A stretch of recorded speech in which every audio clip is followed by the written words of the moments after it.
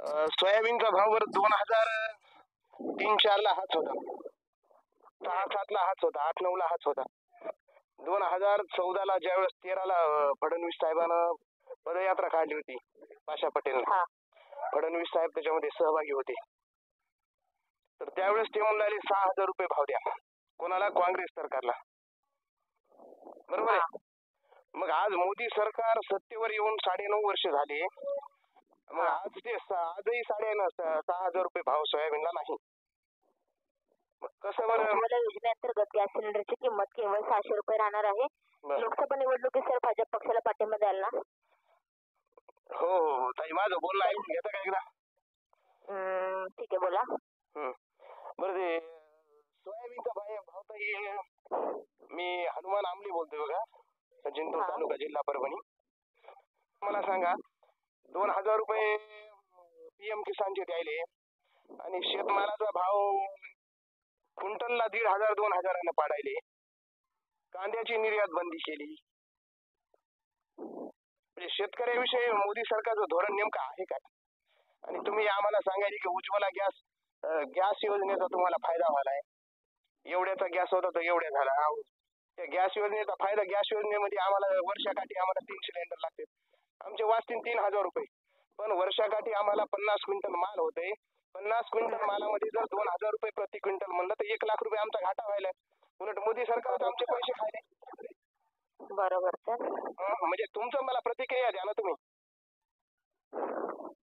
बरोबर म्हणणं काय, निर्यात बंदी, शेतकऱ्याच्या शेतमालाला निर्यात बंदी, आणि बाहेरून नेपाळवरून टमाटे मागविले. आमचे टमाटे ज्यावेळेस 2,000 रुपये कॅरेट जाऊ लागले त्यावेळेस नेपाळहून टमाटे मागून भाव पाडले. मग आता मत मागायला नेपाळला जाणार आहेत का? बरोबर आहे तुमचं. शेतकऱ्याच्या विषयी सरकारचं धोरण असं काय?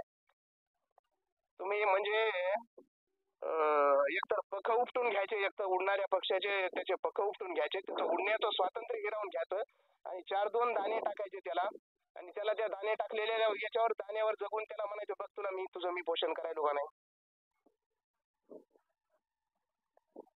काय म्हणणं तुमचं मला सांगा ना तुम्ही.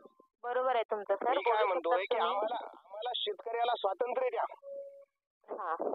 आमचा शेतमाल कुठेही आम्ही विकू शकू. आमच्या शेतमालाला आता मोझांबिक मधून तूर आयात केली, मग शेतमालाला आमच्या जर 10,000 रुपये जर तुरीला भाव होता तर ते तुरीचा भाव आज 6.5-7 वर आलाय.